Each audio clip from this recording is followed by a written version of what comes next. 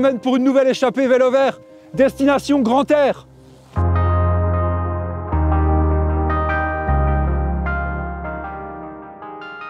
Bonjour à toutes, bonjour à tous, merci d'être là pour cette nouvelle échappée vélo vert, je suis vraiment ravi de vous retrouver. Destination Grand Air, bah ça y est, on y est, nous y sommes, nous sommes au cœur de la région Auvergne-Rhône-Alpes. Destination Grand Air, c'est le plus grand espace VTT en France, labellisé par la Fédération Française de Cyclisme. On peut trouver ici plus de 150 circuits référencés pour à peu près 4000 km de sentiers balisés évidemment. Et si nous sommes là, c'est précisément pour profiter de cette offre exceptionnelle dans des paysages sublimes, massif des Bois Noirs, comme ici derrière moi, côte roannaise, montagne bourbonnaise ou encore parc naturel du Livradois-Forêt. On va se laisser porter au gré des immenses forêts des montagnes douces, de l'Allier à la Loire en passant par le Puy-de-Dôme. On va notamment rouler du côté de Vichy, de Roanne, d'Ambert ou encore de Thiers. Et puis évidemment, vous connaissez le concept, vous savez qu'on va poser le VTT de temps en temps pour profiter de bien d'autres richesses qu'offre la région. On lance un petit sommaire et on se retrouve sur le vélo. À Roanne, nous irons visiter les ateliers Pralu à l'heure du petit-déj. On découvrira une distillerie du côté de Chalmazel à l'heure de l'apéro. Nous poserons le vélo pour monter sur une planche de wakeboard à Vichy, enfin on va essayer, avant de découvrir le côté sportif de la ville. On poussera évidemment la porte d'une coutellerie à Thiers et nous nous installerons à bord d'un train insolite au départ d'Ambert. Pour finir, c'est perché tout en haut des arbres que l'on se quittera paisiblement. Alors avant ça, je vais rejoindre Clément pour une première journée de VTT au cœur des Bois Noirs.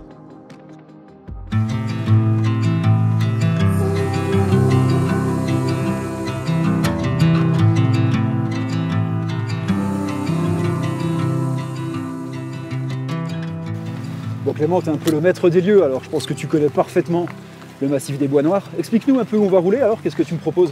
Alors ici on va sur la Pierre Pamolle, c'est sur la commune de Vollore-Montagne. C'est un circuit qui fait partie de l'espace VTT des Bois Noirs. Ouais, ben on voit le balisage hein, évidemment, on est bien sur un circuit référencé comme je le disais tout à l'heure. C'est quel type de terrain hein? Alors là c'est un chemin où on peut trouver tout type de terrain en fait, parce qu'il y a à la fois du technique, il y a à la fois du roulant, et à la fois du spectaculaire, on peut dire ça comme ça. C'est un parcours quand même qui est assez exigeant et qui se prête très bien par exemple au VTT assistance électrique. Ouais, donc tu es un acteur impliqué hein, sur tout ce qui est parcours ici. Voilà, je suis donc éducateur fédéral à la FFC, ouais. Bénévole, et donc au sein du VTT Club des Bois Noirs, je m'occupe d'une école VTT où on a une vingtaine d'enfants qui ont entre 8 et 16 ans. Ok. On leur fait découvrir tous les parcours de la région.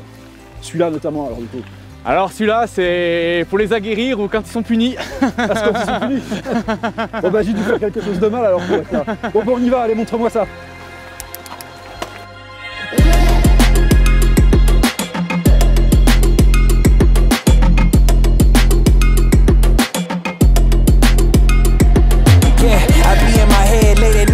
Contemplating all of my goals. Look, will I fold or will I chase them? I got adversity, two options. I can handle it purposefully or I can let it murder me. But sign up for war, point out the target, show me the giants. Hold your applause, just getting started, sitting the lions. Ambition ain't for the weak, I see it before I speak. Ready and willing, is you ready for me? But I'll find a way, with or without your end. Oh, you try to make me stay. Now there's nothing you can say, cause I'll find a way.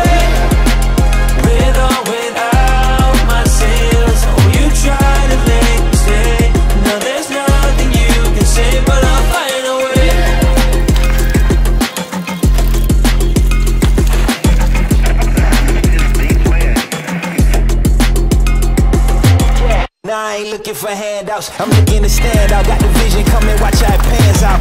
I've been writing my plans down, trying to stay focused, put out the notice. Who the goal is, me hands down, yeah. No time for arguments, I cut out the politics, no. It's all my competence, I could cause your apocalypse. Ambition, it ain't for the weak, get it even when I sleep. Ready and willing, what you ready to say? But I'll find a way, with or without your end. Oh, you try to make me stay.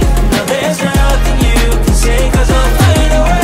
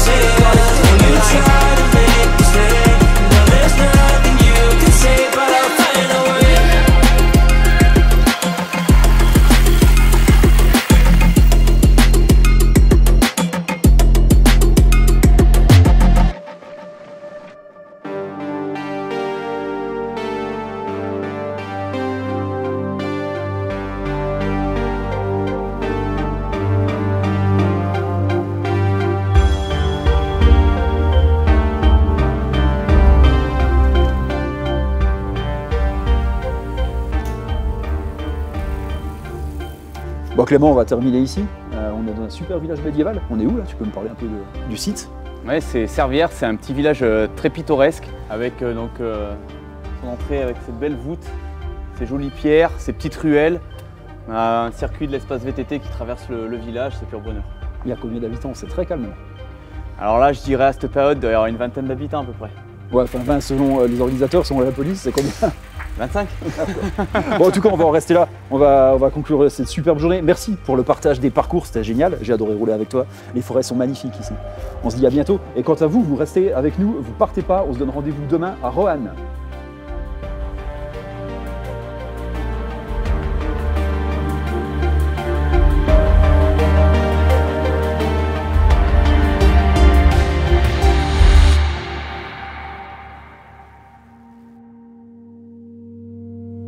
Et c'est à l'heure du petit-déj que je rejoins la maison Pralu, véritable institution à Roanne. J'aurais pu m'arrêter quelque part rapidement pour boire un café et prendre un croissant, mais je préfère rejoindre Hugo Pralu lui-même parce qu'ici, je sais que je vais vraiment me régaler.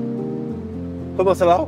Hugo, tu vas bien? Bah oui, toi? Bah ouais, merci. Entre dos. Merci de me recevoir. Avec plaisir.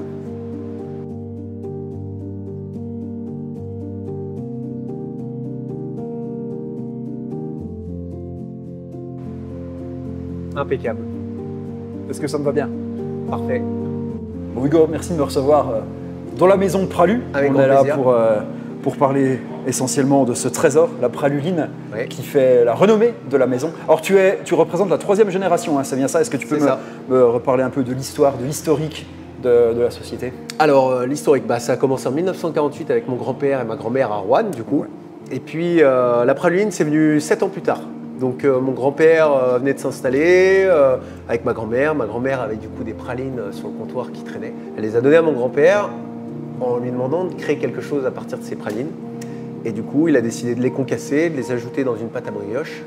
Mais avec son petit tour de main, ses petits gestes et ses petites recettes, et puis il a sorti la praluline. Ouais, on parle d'un secret, hein, c'est bien ça? Tu me confirmes qu'il y a des choses dont il ne faut pas parler alors? Exactement, dans la il y a plein de choses un peu secrètes dans la praluline. Alors, on ne citera pas lesquelles du coup, mais voilà. Et aujourd'hui, la praluline est le produit emblématique de la maison Pralu. Donc il y a eu Auguste, ton grand-père, François, ton père, et ça. maintenant toi, Hugo, Exactement. chocolatier, pâtissier. Tout à fait. C'est combien de salariés qui travaillent chez Pralu? Ça varie en fonction des saisons, mais là on va être entre 200 et 250. D'accord, d'accord. Et vous avez combien de magasins en France? On a 19 magasins aujourd'hui. Bah écoute, je veux bien que tu me montres la manière dont vous procédez Et je vais te montrer comment on pour fabrique confectionner cette merveille. les pralines et comment on fait la praluline. Ça, c'est la confection des pralines du coup? Ouais, alors là on est vraiment dans le cœur de la maison Pralu. Donc là ici on fabrique du coup les pralines. Ouais. Donc les pralines c'est quoi? C'est des amandes et des noisettes. Tout ça on va le faire torréfier et ensuite on va préparer un sirop de sucre qui est rose du coup.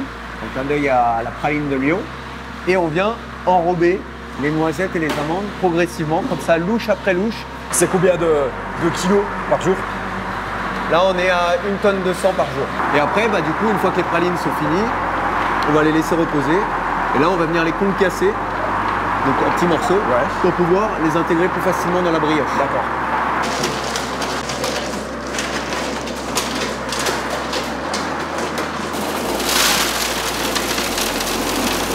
Derrière, c'est ce qui va finir dans la praline. D'accord, ok. Voilà. Donc d'ailleurs, on va aller voir le façonnage pour que tu vois un peu le geste et comprendre comment on fait la praline. En tout cas, là, ça dégage une odeur, c'est exceptionnel. Donc d'entrée de jeu à 6h. À 6h, ouais. Stéphane, le grand chef, qui arrive là, qui a 35 ans de maison, qui a fait son apprentissage avec mon grand-père, qui a fait la transition entre mon grand-père et mon père, s'occupe tous les matins de préparer la pâte. Et ensuite, on va la laisser reposer pour qu'elle se détende un peu, qu'elle soit plus facile à travailler. On vient l'étaler et ensuite on va ajouter les pralines. Et c'est combien de pralulines qui sont faites tous les matins? Alors ça dépend en fonction des jours. Fatalement, un mardi, c'est moins gros qu'un samedi. Eh oui. Mais on va dire, on est sur une moyenne là sur le Rouennais de 500 pralulines par jour. Là, on se retrouve avec des noisettes et des amandes qui dégagent un parfum de dingue et du coup qui va se retrouver dans la praluline à la cuisson.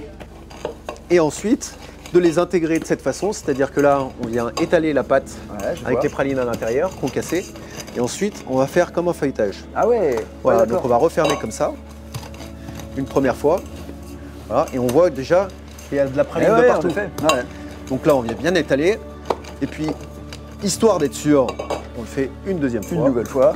Voilà. Donc 2 tours simples, comme on dit dans le jargon. On vient refermer comme ça. Et là, on vient la façonner.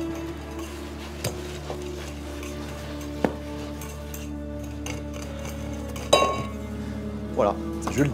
Bon, manifestement, le secret n'est pas là, puisque tu m'en parles ouvertement devant la caméra. Non, il y a plein de secrets en fait. Le secret pour faire un bon produit, c'est d'être vraiment vigilant à chaque étape. Ouais. Donc là, chaque étape est importante. On fait des petits réglages du quotidien, voilà, les cuissons, il y a la météo qui joue, le temps de pause qui va jouer aussi, voilà, le geste, le coup de main.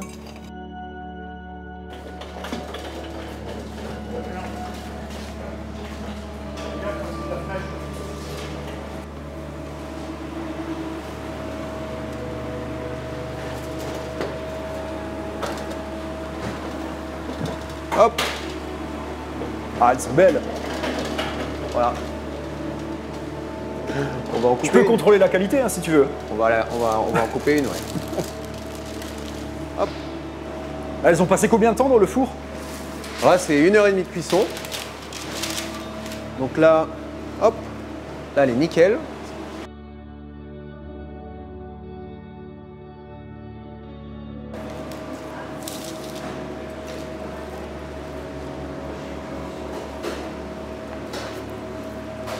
Et voilà. Là, on voit qu'il y a bien garni de praline quand même. Ouais, elle est bien garnie. Allez, pour toi. Eh ben, merci beaucoup. Moi, j'en prends une petite parce que Petit contrôle qualité. j'en mange trop, moi.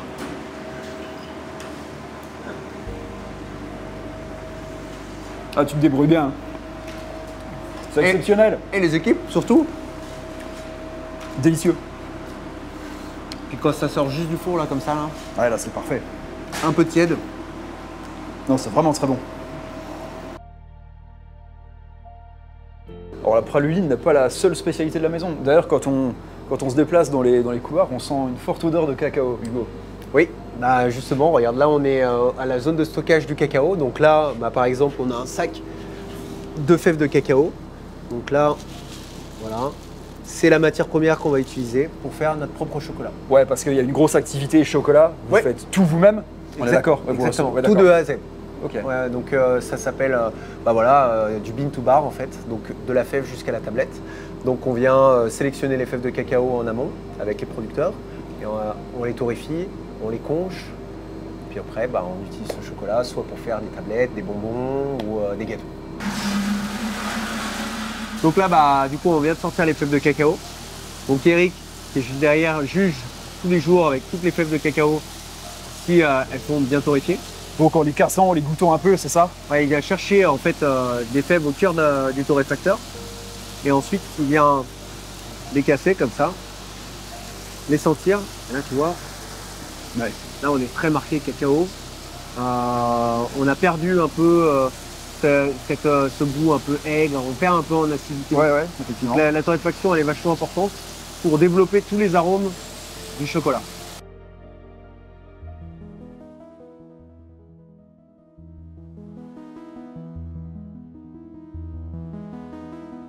Bon, alors, la maison Pralu est également connue pour deux spécialités, les fameuses barres infernales. Ouais. Et qu'est-ce qu'elles ont d'infernal, ces barres?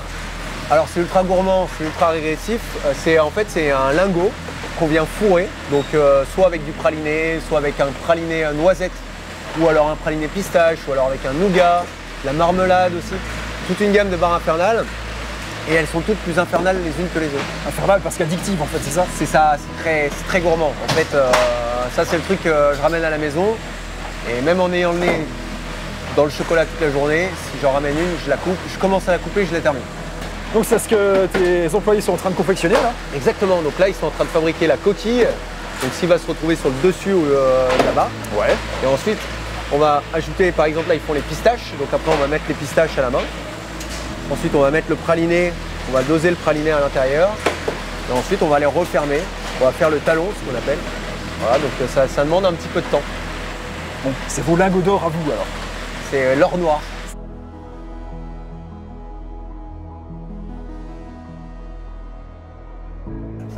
Bon Hugo, merci beaucoup pour la visite. Alors je suis un peu déçu, finalement je m'en vais sans avoir le secret de la fameuse praluline. Mais bon, par contre je me suis régalé. Merci Bon, bah, pour tant tout. mieux. Bravo pour tout ce que tu fais, pour tout ce que vous faites. Merci, Et c'est puis gentil. comme j'ai pris un peu de poids là je pense, avec tout ce que tu m'as fait goûter, bah, il va falloir que j'aille pédaler maintenant. Ouais, je pense. Ça là, il y a matière à bien pédaler, je pense. Ouais. Merci encore. Allez, À ciao. bientôt. Au revoir. Salut.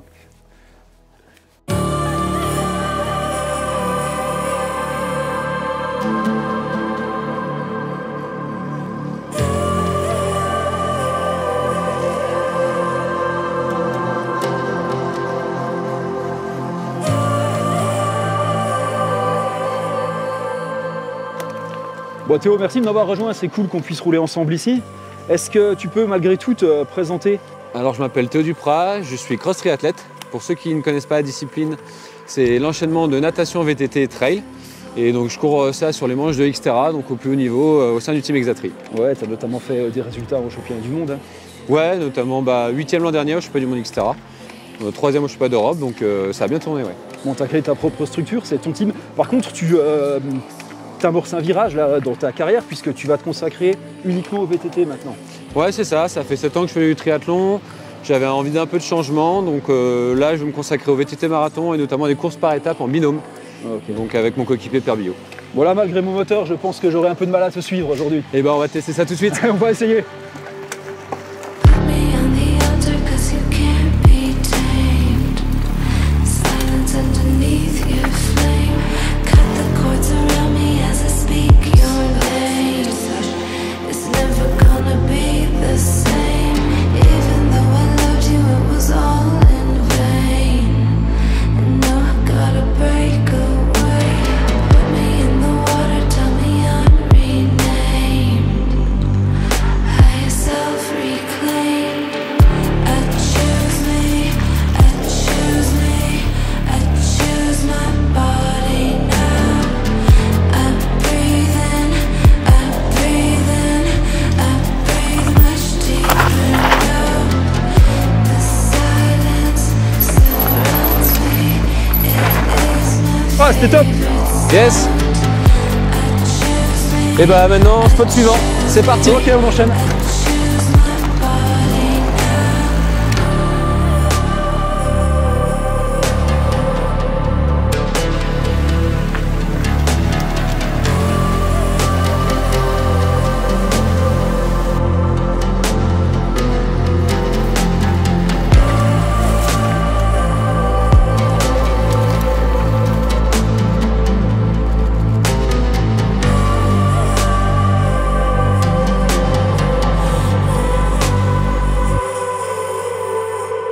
Oh, simmer down, you drive me crazy. I can feel my body shaking, shedding all the fear you gave me.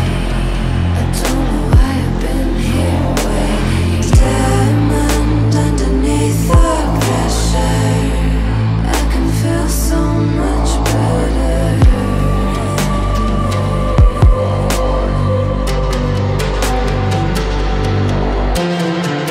I choose me, I choose me, I choose my body now. I breathe in, I breathe in, I breathe much deeper now. The silence surrounds me, it is my favorite sound. I choose me, I choose me. Ah, bon Théo, tu mets le rythme toi. Et bah ouais, il faut. Ouh, sacrée journée. Ouais, on a pu faire voir pas mal de choses, donc c'était vraiment chouette. Ouais, on a vu beaucoup de choses, c'est vraiment sympa à rouler ici. Par contre, on va commencer à mettre le clignotant parce qu'il fait sombre. Bon Théo, merci d'être venu jusqu'ici pour rouler ensemble. C'était vraiment sympa. Ouais, plaisir partagé. Ça fait toujours plaisir de faire découvrir des spots moins connus et tout aussi ludiques. Ah bah, c'était vraiment agréable. Je te dis à bientôt.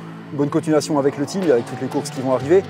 Bon, quant à nous, on se retrouve demain du côté de Vichy. On va changer un peu de décor et puis on a encore de belles choses à voir. Salut, salut! La montagne bourbonnaise. Je laisse Roanne derrière moi et je traverse quelques nuages pour monter rejoindre Antoine qui m'attend tout là-haut sur le plateau de la Verrerie.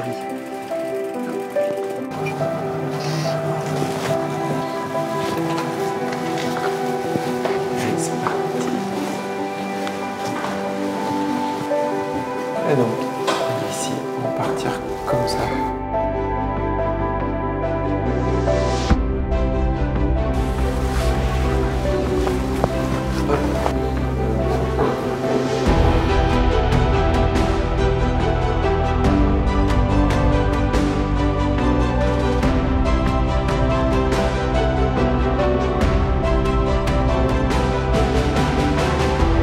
Destination Grand Air, ça continue aujourd'hui. Alors on change complètement de décor. Cette fois, on est plutôt du côté de Vichy. Et puis c'est Antoine qui m'accueille pour rouler sur les parcours qu'il connaît parfaitement. Merci de prendre la journée pour m'accueillir. Merci à toi de me suivre dans cette belle journée. Donc là aujourd'hui on est au plateau de la Verrerie. Ouais. Donc plateau qui se situe en fait à cheval sur la Loire et l'Allier. Et l'Allier, ouais. Donc on a Roanne qui est plutôt par ici et Vichy qui est derrière nous. Dans notre dos, d'accord. Voilà. Ouais, on a plus de 1000 mètres d'altitude ici. On est à 1090 mètres, oui, c'est ça. Ouais, d'accord. Bon, c'est important, avant qu'on aille rouler, que tu parles un peu de ton activité. Tu es coach sportif et tu n'entraînes pas n'importe qui, puisque tu as des grands noms de la descente et de l'enduro, notamment, sous ton aile. Oui, ouais, j'entraîne effectivement Amaury Piron, que tu dois connaître. Bien sûr. Entre autres, après, bien sûr, j'entraîne d'autres pilotes qui roulent en Coupe du Monde, aussi bien en descente qu'en enduro, notamment Mélanie Pugin en enduro, voilà, et qui vient de finir deuxième des championnats du monde. Et donc j'interviens également sur l'équipe de France Gravity, donc la relève en préparation physique. Ouais, tu as un rôle fédéral là aussi, ouais, c'est ça? C'est ça, tout à fait. Tu as combien de pilotes? J'en ai environ 20. Et, voilà. Et du coup, ton rôle, c'est de planifier leur entraînement, de les suivre à l'année? Ouais, c'est ça. Donc je gère un peu la planification hebdomadaire de chacun des pilotes que j'entraîne, ou quotidienne suivant le type de pilote. Et du coup, je les prépare physiquement pour être au top sur la saison complète.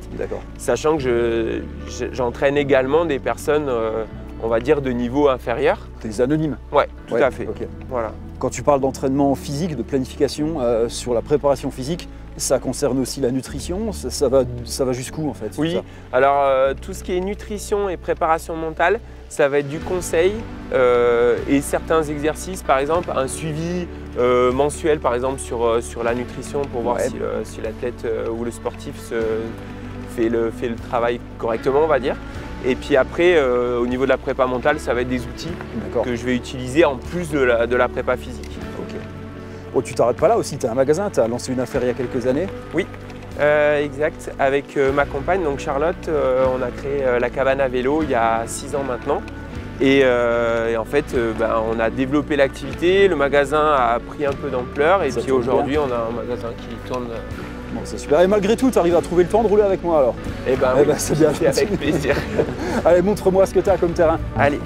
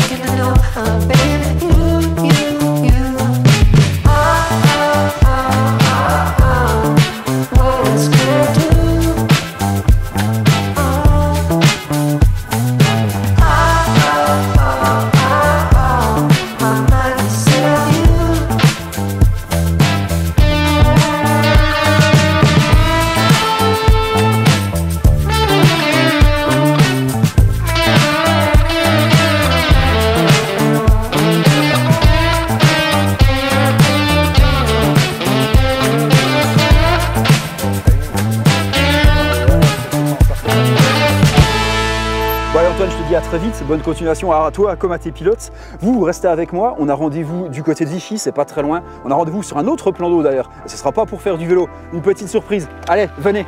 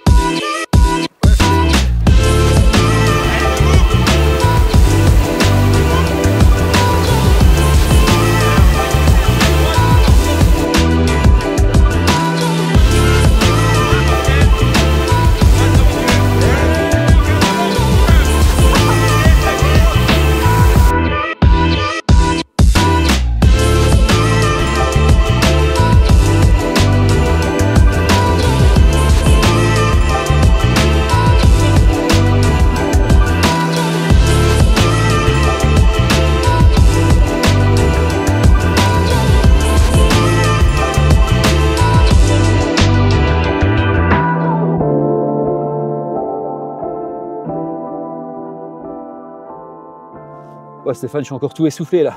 Eh oui, c'est fort le wake. Ouais, c'est incroyable. Tu m'avais prévenu, hein. Tu m'avais dit, tu verras, ce sera physique, mais je pensais pas que c'était physique à ce point. Tout ce que tu prends dans les bras, c'est terrible. Bon, j'ai eu du mal, forcément, moi j'en avais jamais fait, c'est une initiation. Bon, Stéphane, tu es responsable nautique au club nautique de Vichy. On commence à la barre parce que c'est plus facile de se redresser, c'est ça? Voilà, c'est plus facile, on est plus tiré vers le haut, la barre est fixe. Et là, on est quand même, on est pratiquement dans 100% de réussite. Mine de rien, tu as réussi à glisser sur l'eau. Parle-moi un peu du club nautique, s'il te plaît. Vous êtes super actif hein, parce que je vois qu'il y a énormément de pratiques différentes.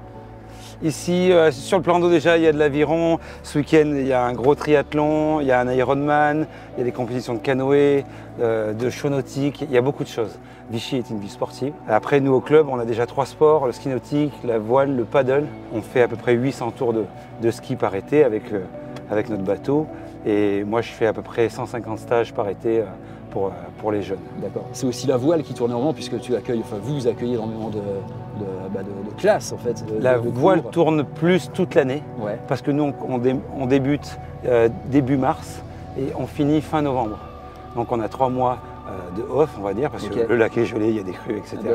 Mais sinon on est vraiment, la voile tourne vraiment toute l'année, on a une école de sport à l'année. Ouais. Et ce qui est vraiment intéressant c'est que là on est quand même au centre-ville en fait, on est vraiment au centre-ville. Il y a juste derrière à côté, à proximité directe. Et ouais, c'est un gros avantage. Il y a peu de plans d'eau en centre-ville. Bien sûr. Et donc du coup c'est aussi ce qui fait que l'on marche bien. Les gens peuvent venir en train et on est à 10 minutes de la gare à pied. Les jeunes peuvent venir à pied faire leur sport. Donc c'est un gros point fort. On n'a pas de marche. On travaille aussi pas mal avec le public en situation de handicap. Donc on n'a pas de marche. C'est très rare. Donc on a franchement un chouette plan d'eau à Vichy.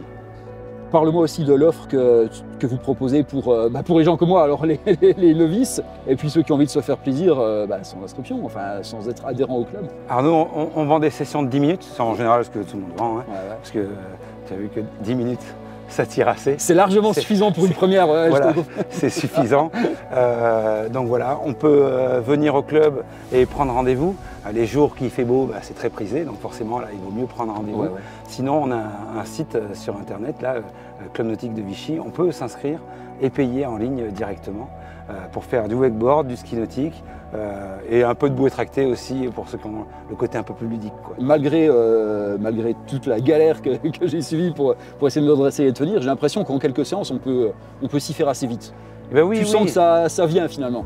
C'est comme tout, plus on prend l'expérience, moins on force. Ouais. Donc là, tu as fait le plus dur en fait, te lever, trouver de la stabilité. Le coup d'après, tu vas dire, bon, j'ai compris, je vais moins forcer sur ma jambe arrière, etc. Ouais. Et puis, on va dire que cette séance un peu difficile, en 3-4 séances, tu es à l'arrière du bateau en train de te faire plaisir. Bon, il va falloir que je revienne alors. Voilà. Est-ce que tu peux me ramener à quai parce qu'on est attendu du côté du centre-ville précisément. Et puis je te remercie en tout cas pour la découverte. C'était vraiment sympa. J'ai les bras qui tremblent mais c'était sympa. Super.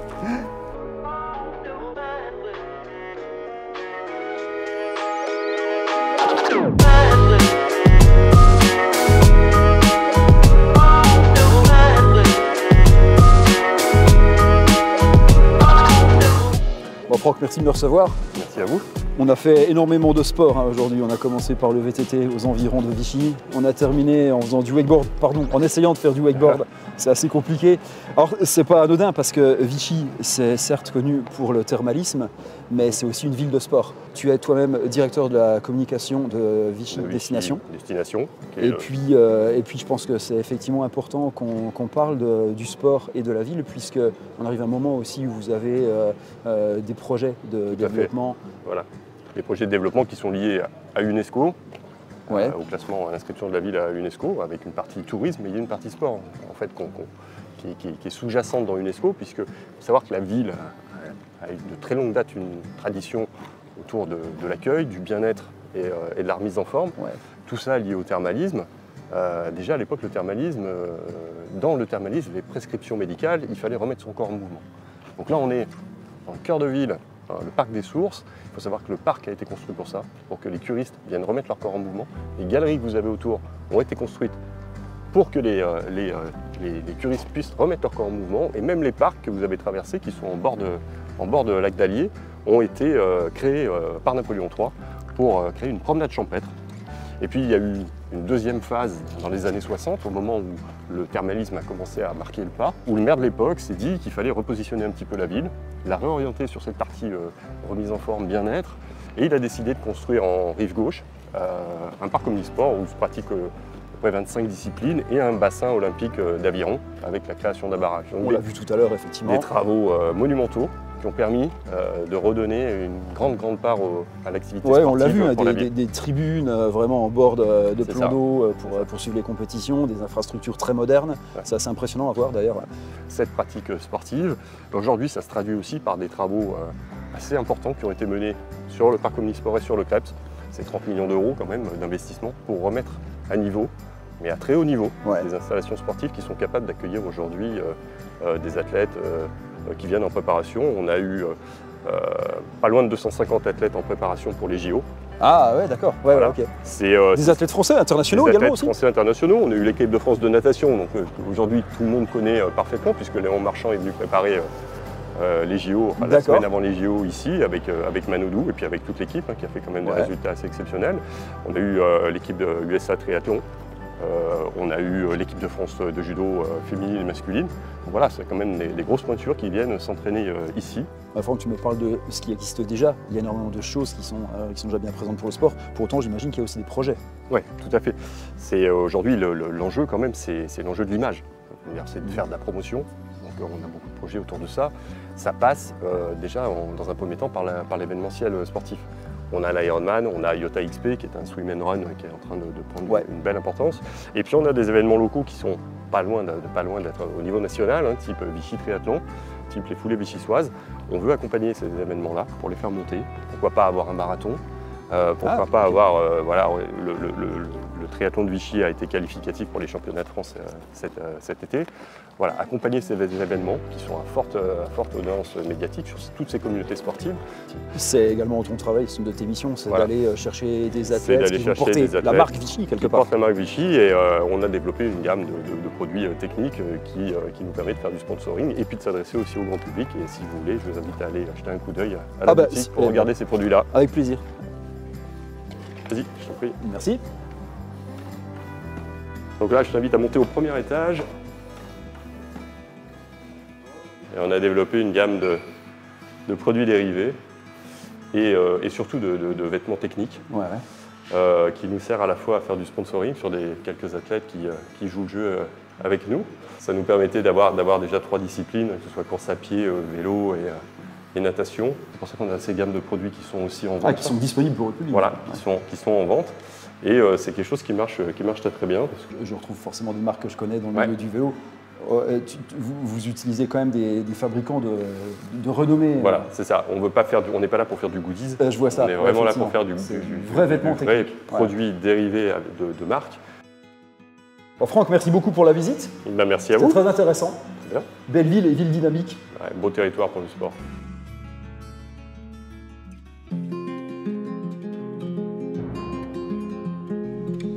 Je reprends de l'altitude ce matin et je rejoins mon nouveau guide. Cette 4e journée, je vais la passer dans le parc naturel du Livradois-Forêt, entre les villes de Thiers et d'Ambert. Bon Aurélien, on pouvait pas rêver mieux comme météo, là. La lumière est absolument magnifique. Non, ouais, on est pas mal. Explique-moi où on est alors là précisément. On est en plein cœur du parc naturel régional du Livradois-Forêt et on est même sur les plateaux des Hauts-de-Chaume. Donc on est à la jonction entre le Puy-de-Dôme et la Loire. Ouais, à cheval sur les 2 départements. Du coup. Exactement, ouais. On est à quelle altitude? On est à peu près à 1400 mètres d'altitude. Ça monte jusqu'à un peu plus de 1600 mètres ici. Bon, écoute, si tu me parles de tout ça, c'est parce que tu es d'ici, tu connais parfaitement toutes ces pistes sur lesquelles on va rouler. Exactement. Présente-moi un peu ton activité. Je suis moniteur de VTT donc, sur Ambert. Et je propose différentes activités, de la location VTT sèche, à l'accompagnement bien sûr, et aux navettes enduro que je fais beaucoup, et au savoir rouler dans les écoles. Enfin, voilà, faut être très polyvalent pour travailler ici. Bon, tu parles d'enduro, là on va rouler un peu sur le plateau, ensuite on ira sur tes pistes d'enduro précisément. Ouais, tout à fait. Ça fera encore une belle journée au grand air. Exactement. Ah bah tiens, ça tombe très bien ça. On y va? Allez, on y va. Allez, c'est parti.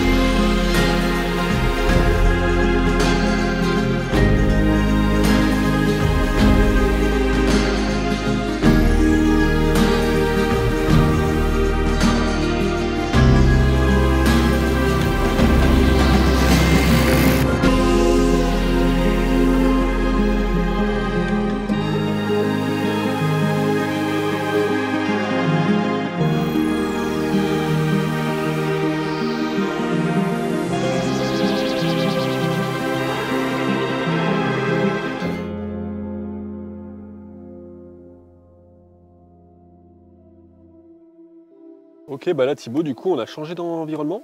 On est venu sur les pistes enduro autour d'Ambert. Donc c'est une piste toute fraîche, toute nouvelle, qu'on a tracée cette année pour un événement VTT qui s'appelle l'Arverne Bus Bag Festival. Ouais. Qu'on a fait début septembre, donc l'année dernière. Donc tu organises une course ici alors? Ouais, j'organise une course 7 spéciales enduro et donc tu verras, le terrain est très différent de ce qu'on a roulé tout à l'heure, avec un terreau voilà, beaucoup de grippe, des belles dattes de granit. Ouais, on voit tout de suite que ça va bien gripper, c'est intéressant. T'as combien de pistes ici? On a 6 pistes. Ouais, on a 6 pistes officielles. Avec quel niveau de difficulté? C'est assez accessible. Disons que c'est très flowy. Tu vois, on va trouver toujours un peu de rythme, on va pas trop casser nos virages, donc ça va être vraiment tout le temps. Ouais, ok.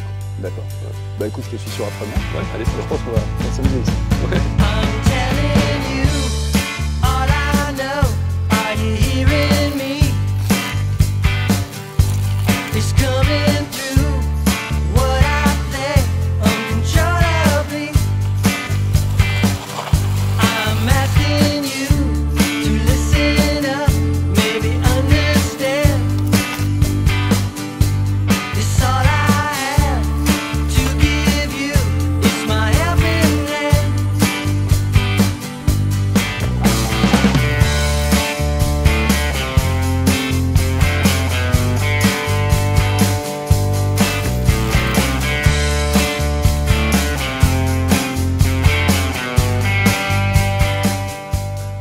Bon Thibaut, qu'est-ce que tu en as pensé de cette petite piste? Alors c'est super ludique, hein, on s'amuse vraiment beaucoup. Et il y a un grip, c'est marrant parce que je pense que même quand il pleut ici, tu dois quand même avoir un peu de grip.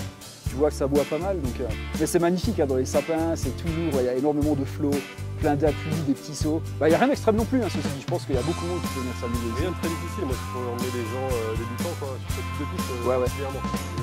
Ok, toi tu as du boulot, hein, je crois, il me semble que tu dois partir. Exactement, vieille. Ouais. Ouais, bah tu vois, moi j'ai rendez-vous à Thiers en fin d'après-midi, je vais aller visiter un artisan pitonnier évidemment. Okay. Du coup, bah, je te laisse partir, mais moi je vais rester encore un peu là, parce que bon, je vais encore sur ces pistes, maintenant je sais pas où remonter. Donc... Ouais, bah à très vite, à bientôt, merci pour tout. À plus. Salut Aurélien, ciao, ciao.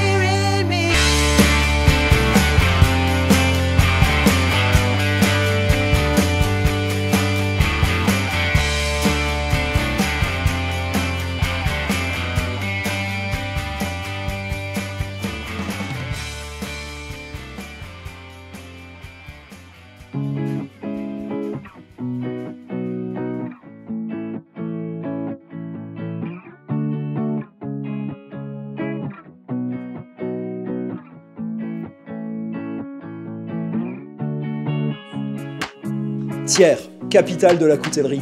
Comment est-ce que j'aurais pu passer ici sans pousser la porte d'une maison renommée?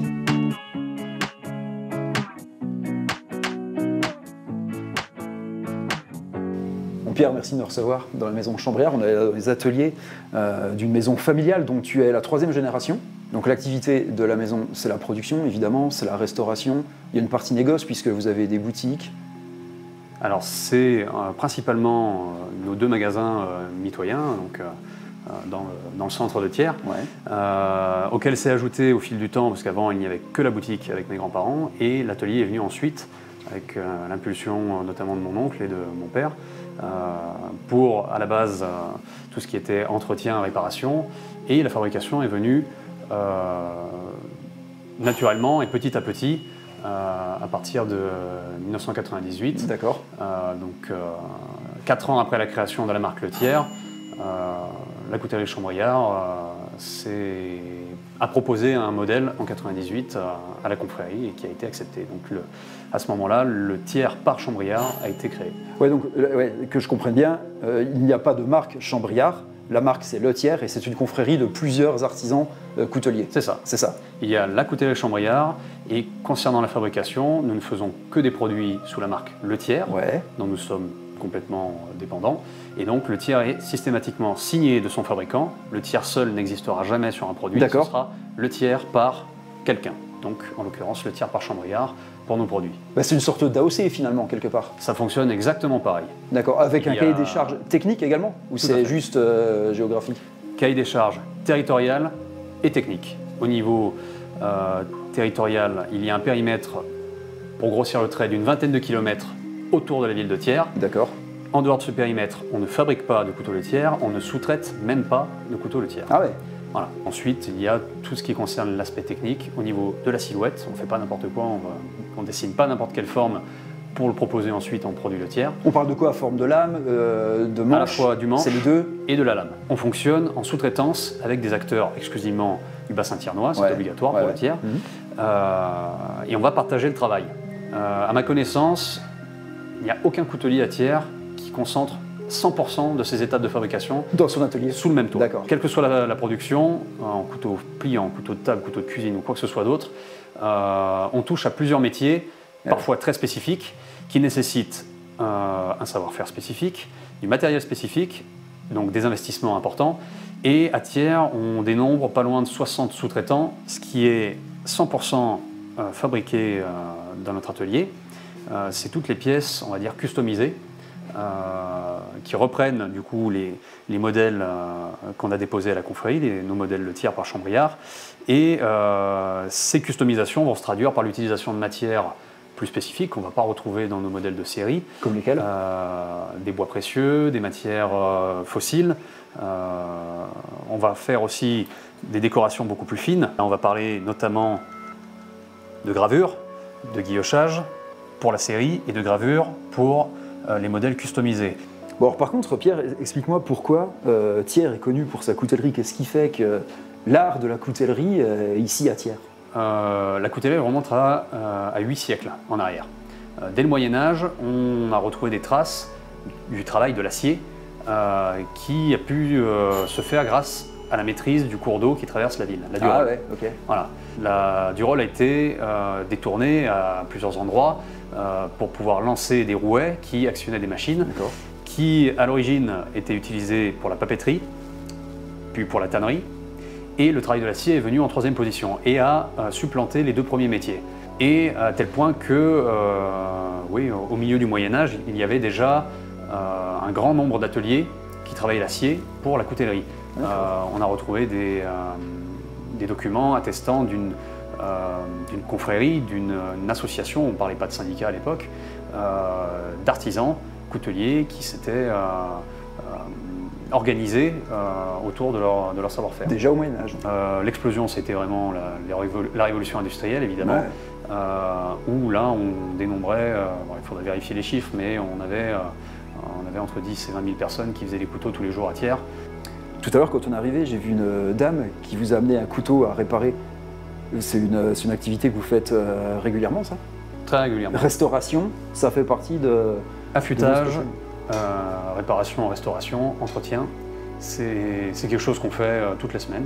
Donc des particuliers viennent régulièrement avec des couteaux cassés, usés. Particuliers et professionnels.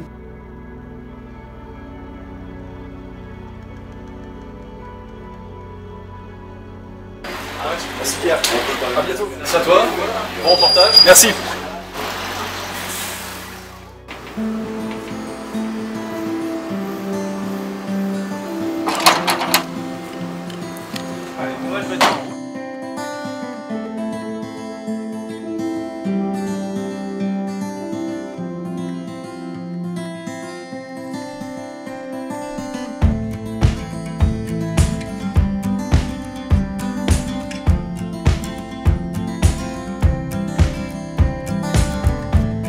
Fin d'une journée bien chargée. Alors j'aurais pu rentrer à l'hôtel en voiture, mais à la gare d'Ambert, Olivier m'a proposé une solution beaucoup plus charmante. Voilà. Hop, je le mets en route. J'appuie, bien entendu. J'attends. Regarde, les voyants sont bien éteints. Et je relâche.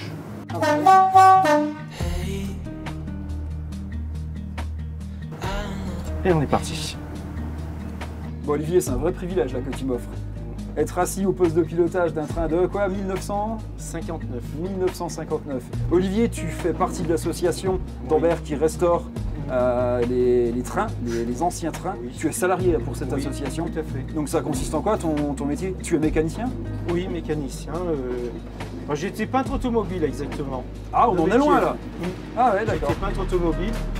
Et bon, il cherchait un peintre, et c'est parti là. Bon bah t'as bien fait, hein. Oui. C'est quand même agréable de faire ça. J'ai appris sur le tas. Voilà. L'association possède combien de trains? Alors en autorail exactement, il y en a 3. On a 3 autorails. Ouais. Après, on a une 69 000. C'est une loco fret, on appelle ça. Après, on a des petites dressines.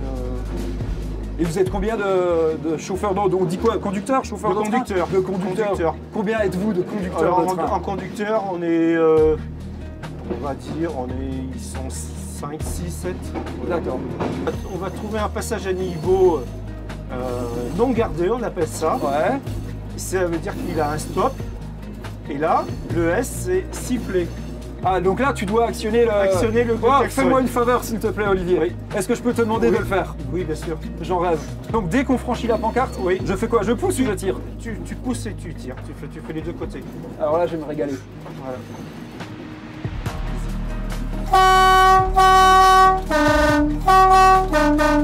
Voilà. C'était beau, ça? Voilà, c'est un autre passage à niveau non gardé.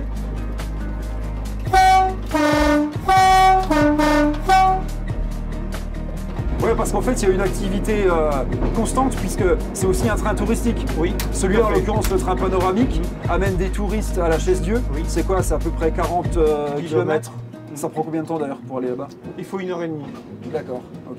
Donc l'idée, c'est de monter des touristes à la Chaise-Dieu et puis de revenir à la gare d'Ambert. Ouais. Alors ce qui est super important aussi, et ça tombe très bien pour nous, c'est qu'il y a aussi un service spécifique pour les vélos. Ça s'appelle Bike and Rail. Alors l'idée, c'est d'embarquer dans le train avec le vélo, on monte à la Chaise-Dieu et puis on redescend paisiblement sur Ambert avec le vélo. Bon, là on va pas le faire, c'est le soir, on a déjà suffisamment roulé aujourd'hui. Là, Olivier m'emmène simplement à l'hôtel. Et puis nous, on se retrouve demain pour la dernière journée en destination Grand Air. Salut, salut!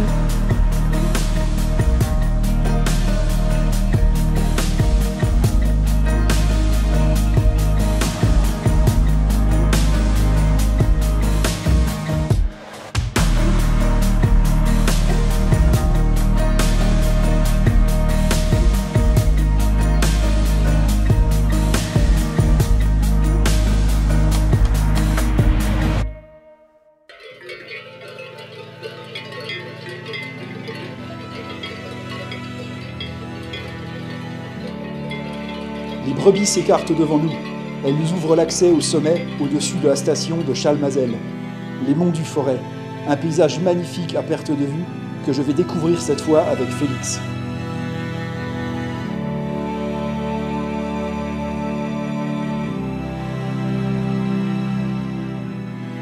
Bah Félix, on est au milieu de nulle part là. Ouais, Bienvenue dans ce beau territoire, les Monts du Forêt. On n'est pas loin du sommet, on est une centaine de mètres en dessous là et on est vraiment sur les plateaux avec des paysages à perte de vue à 360 degrés. C'est particulier, on a l'impression d'être ailleurs. Je ne sais pas où, mais ailleurs. Vraiment bien reculé. C'est souvent le retour de notre clientèle. Voilà, on est sur des territoires végétation basse comme on peut retrouver en Scandinavie, en Laponie, dans tous ces territoires immenses, ces grandes steppes là, en Mongolie. Ouais, c'est assez impressionnant. Puis en plus, là, t'as pas trop de repères finalement. Il y a un côté presque intimidant parfois. Tout à fait. Mais ça reste magnifique. Charles Mazel est de l'autre côté, hein, juste derrière, c'est ça, la station. Et puis là, on est sur le parcours 59 de Destination Grand Air. Tout à fait, on est sur le haut du parcours qui nous permet d'en prendre plein la vue. Et petit à petit, on va rentrer dans les bois pour découvrir un autre paysage tout aussi magnifique. Et puis plus tard, tu m'amèneras sur tes pistes enduro, sur un autre versant un peu plus bas. On sera dans la forêt, ce sera beaucoup plus ludique. Tout à fait. Sur la fin du parcours, on pourra se rapprocher du spot un petit peu enduro, single track.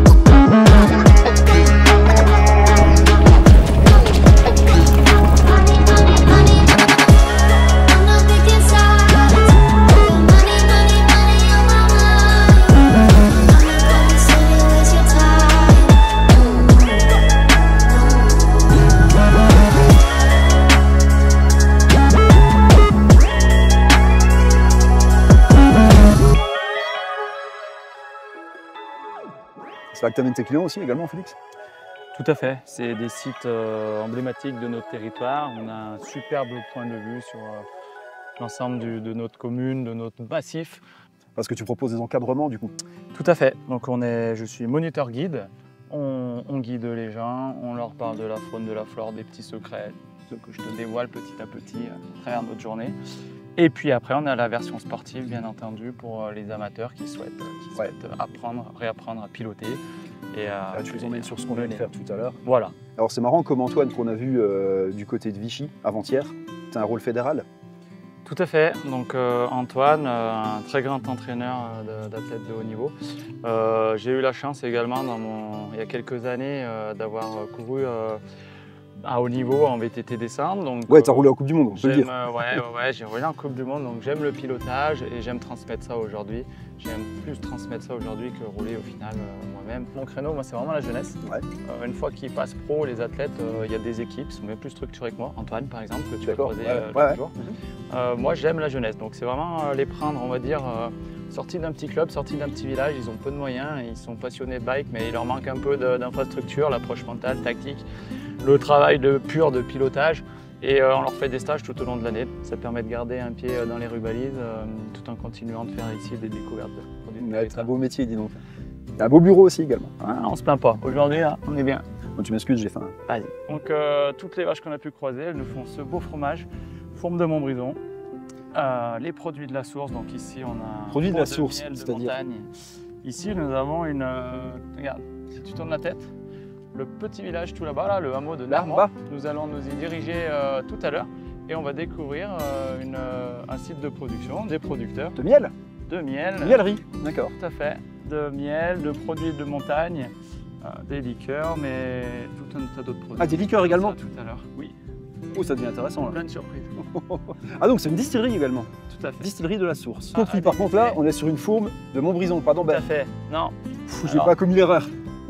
Souviens-toi là-haut sur notre montagne, nous étions vraiment sur une limite de partage de territoire. Exactement. Mais il faut pas oublier qu'on est sur un massif. Donc on produit de la fourme et ensuite en fonction du versant sur lequel on est, elle peut être d'Ambert, de Montbrison, de Valcivière. C'est un peu chacun qui protège son canton, c'est pas tout à fait la même recette. Ici je te fais déguster une fourme de Montbrison, produite par Hervé Mons, maître affineur. Donc là on va être sur un produit tip top, tu vois, on peut voir c'est près derrière là sur la montagne de Sauvin. Alors regarde Thibaut, petit challenge, challenge de la fourme. Parce qu'on rigole pas avec la coupe de la fourme, si j'ai bien compris. Ça, où on arrête l'activité. Tu prends ton couteau une main, ta belle fourme, tu la présentes bien, faut faire gaffe. Et là c'est parti, on cherche pas à faire un steak, on entaille juste une petite lame et tu vois là on est bien. D'accord. Donc si j'y arrive pas, je finis au fond du ravin, c'est ça? Ouais, tu rejoins tous ceux qui ont raté le challenge. Ah, je pense être capable de relever le défi. Ah, il est bon. Et là tu savoures. C'est un métier. Je maîtrise mieux la coupe de la fourme que le wakeboard. Hop hop hop le photographe.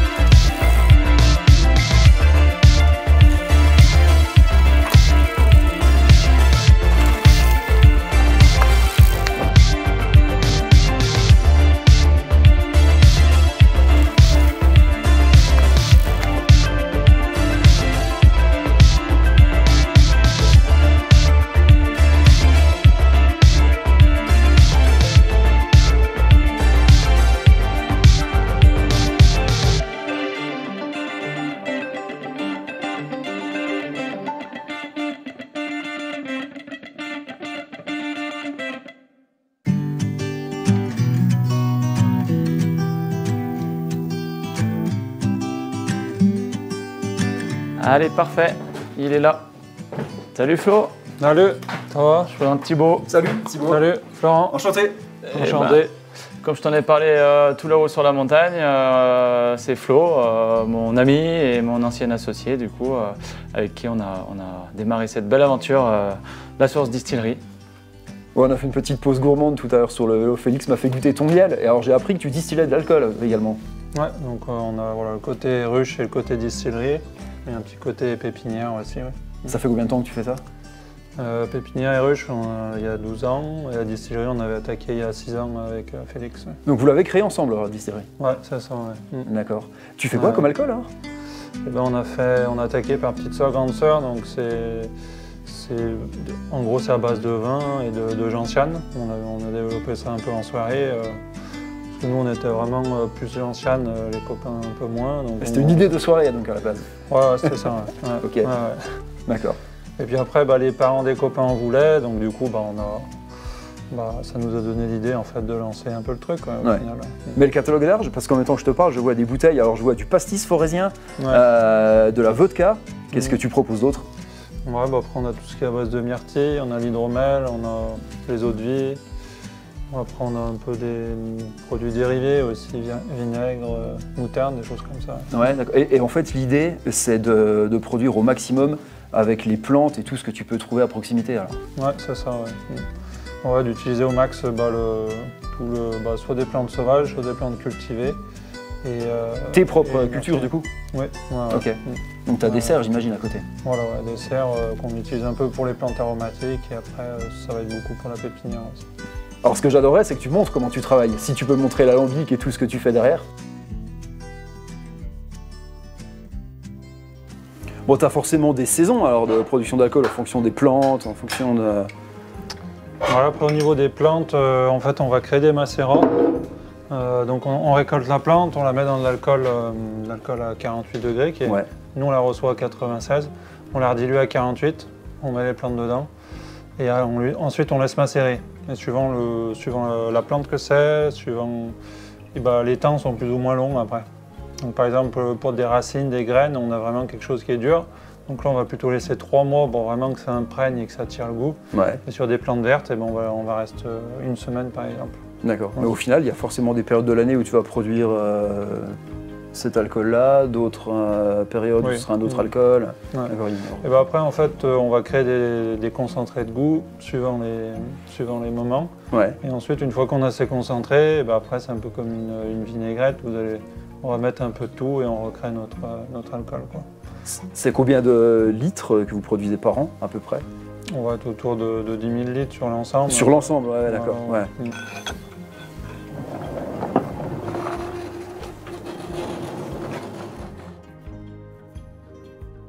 Voilà l'alambic.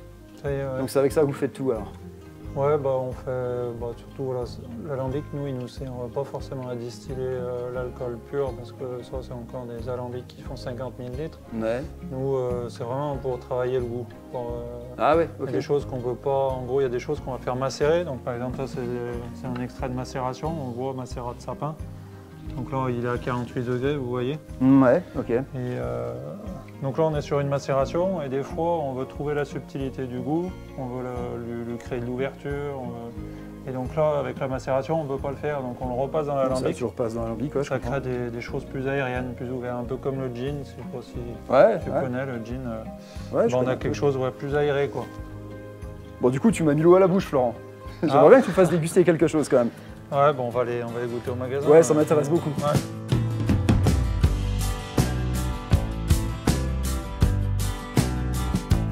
Meilleur moment de la journée, j'ai l'impression. À part les trails avec Félix tout à l'heure.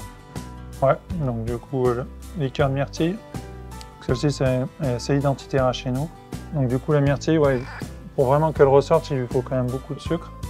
Du coup, on a un goût quand même différent de la confiture de myrtille. On est plus sur un peu fruits des bois ou des choses comme ça.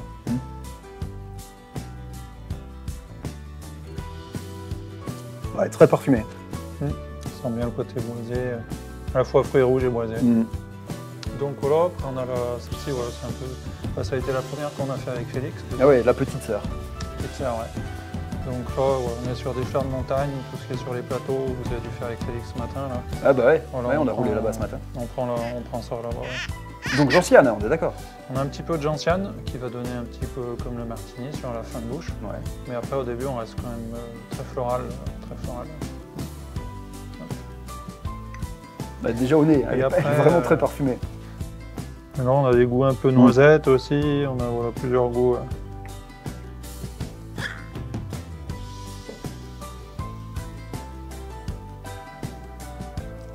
À la vôtre. Donc voilà, après petite sœur, on a fait la grande sœur. Allons-y progressivement. En fait, nous, vraiment, c'est elle qu'on aimait à la base. On a fait la petite sœur pour habituer petit à petit au goût de la gentiane. Là, pareil, c'est sur les plateaux, là où vous étiez avec Félix ce matin. Hop. T'es généreux. Tu boiras pas tout.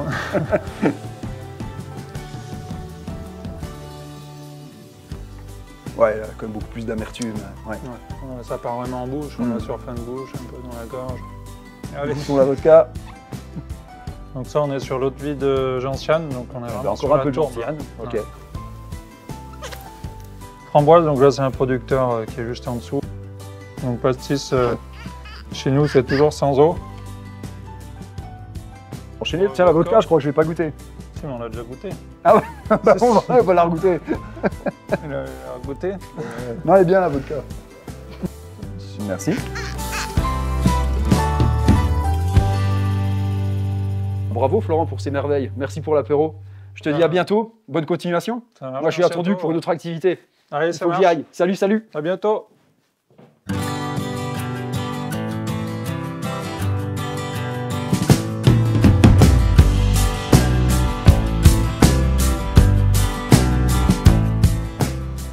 Salut Justin. Salut. Comment tu vas?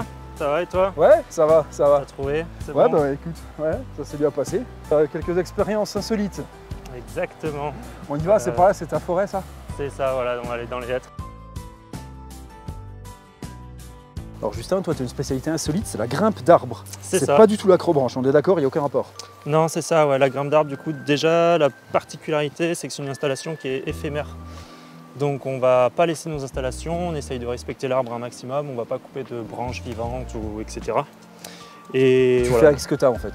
Ouais, c'est ça. Voilà, tu t'adaptes d'abord à l'arbre pour faire ton atelier dedans. C'est pas ton atelier qui s'adapte à l'arbre. Mais c'est quoi les ateliers alors justement? Alors les ateliers, là sur ce lieu, j'en fais 3. Il y a, comme on voit ici, là c'est un atelier moulinette. Donc là on peut monter jusqu'à 25 mètres de haut. L'idée c'est qu'il y a un assureur et un grimpeur, un peu comme en escalade. Et Ouais, on grimpe à l'aide des branches. Évidemment. Voilà, c'est ça, on est toujours tenu. Et c'est le collègue qui nous tient, donc c'est D'accord. pas mal pour la confiance en l'autre, pour les enfants, etc. Et après il y a l'atelier catapulte, je l'appelle. Catapulte. Voilà, tu vas essayer ça tout à l'heure.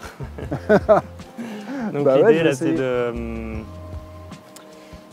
les copains ils nous montent jusque là-haut, après toi tu as juste à appuyer sur un petit bouton et puis tu te Et fais c'est un parti. saut pendulaire, voilà, là c'est plus pour la sensation un peu forte. Ok.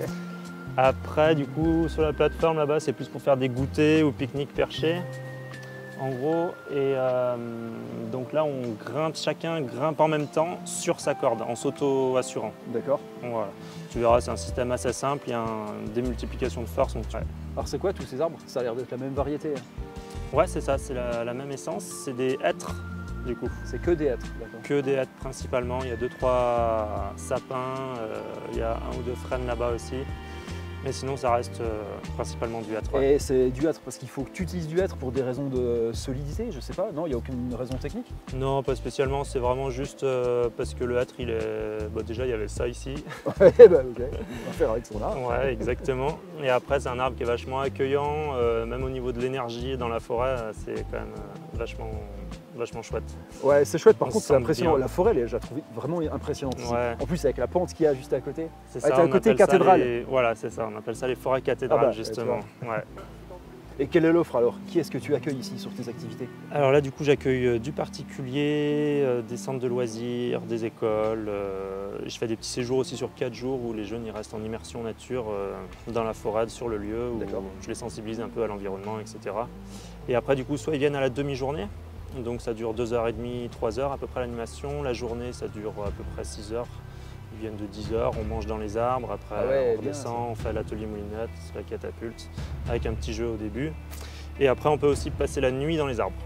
Voilà, où on dort à la belle étoile Donc en la hamac. hamac. Voilà, c'est ça. Dans un gros hêtre qui est un peu plus haut.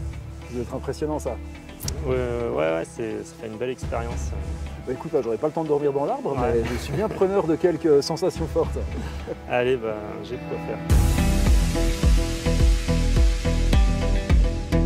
Allez, tu auras besoin de ça. C'est comme un short, tu mets les 2 jambes dans le gros trou et une jambe dans le short.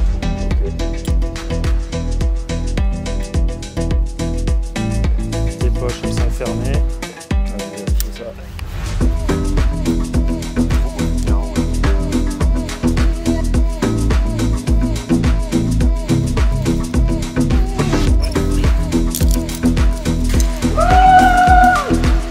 Excellent! Yes, c'est trop bon!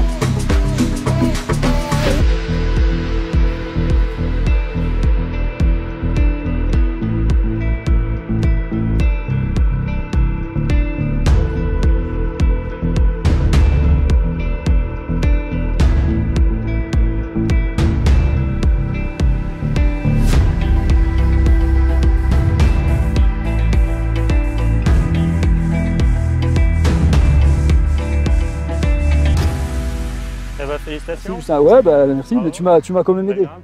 Bah, c'est vrai que c'est impressionnant, c'est un peu physique hein, de grimper comme ça finalement. Ouais, il y a un petit côté physique. Bon, ça reste une activité comme ce qui est sportive, mais Ouais, c'est sportif, mais par contre ça vaut le coup. là, On est à quelle hauteur? 8-9 mètres. 8-9 mètres. Ouais. Ah, j'aurais dit plus, bien, je suis déçu. Après, tu peux aller jusqu'à 20 mètres. Non, on va arrêter là, puis on va discuter un peu tous les deux, d'accord? Bon, une fois qu'on est là, qu'est-ce que tu proposes à ceux qui viennent s'amuser un peu dans les arbres avec toi? Voilà, du coup, là, sur la demi-journée, en fait, l'idée, on prend un petit goûter sur la plateforme, ça fait une petite pause, on se trouve d'un moment dans le baudrier, on est tout le temps pendu dans le baudrier, donc c'est pas très agréable. Donc c'est la petite pause, et puis après, on continue à grimper si on veut, jusqu'à, là, les cordes vont jusqu'à 20 mètres à peu près. Et après, d'aller jusqu'en haut, c'est vraiment pour le côté un petit peu impressionnant d'être à 20 mètres complètement dans le vide et d'être un petit peu aussi dans le houppier de l'arbre, parce que là, pour l'instant, il n'y a pas trop de branches. Oui, il n'y a pas trop de branches autour de nous, en effet. Un petit peu dans les branches, il y a un côté aussi un peu plus sympa, plus dépaysant. C'est grillant, c'est quand même impressionnant quand on regarde en bas. On a beau être à 10 mètres seulement par rapport à ce que tu peux faire. Mais c'est grillant, c'est grillant. Ouais, bah, c'est l'effet aussi de ces traits cathédrales, justement, qui n'ont pas de branches, donc il y a vraiment tout le vide. C'est une notion de verticalité partout autour de toi, ça. Ouais.